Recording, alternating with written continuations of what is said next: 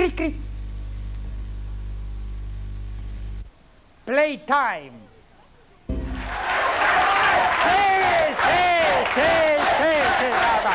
Va bene. Buonasera. È un po' poco. Dunque, per la serie, questa sera, Playtime.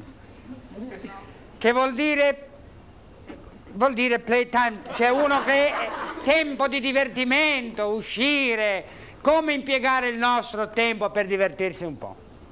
È dura perché se uno esce alla sera rischia di trovarsi coinvolto in qualche rapina, sparatoria. Fa ridere?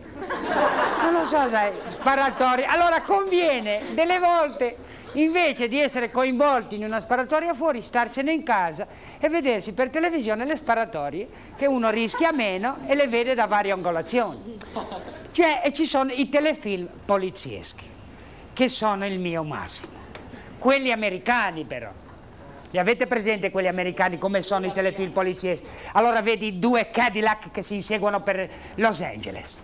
Due Cadillac per Los Angeles. E c'è sempre in tutti i film polizieschi uno col carretto che attraversa la strada. Passa la prima Cadillac a 1 centimetro, questo fa meno male, l'altra gli distrugge il carretto. Però i veri telefilm polizieschi li hanno inventati gli americani.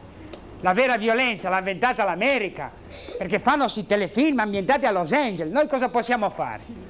Te l'immagini un inseguimento, non so, di una Prince con un 850 targata Cuneo per le strade di Mondovì? Cosa viene fuori? Invece là, e poi hanno inventato l'investigatore moderno, gli americani, che è uno simile a noi. O è un giornalista che fa indagini per suo conto, avvocati che fanno indagini a loro spese. Quando mai in Italia un avvocato a sue spese fa un'indagine?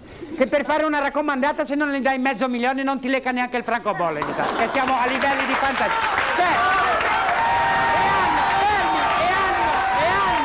E hanno inventato l'investigatore con leggero difetto fisico, gli americani, perché Kojak ha una testa di un lucido che invece dei riflettori interroga con la testa.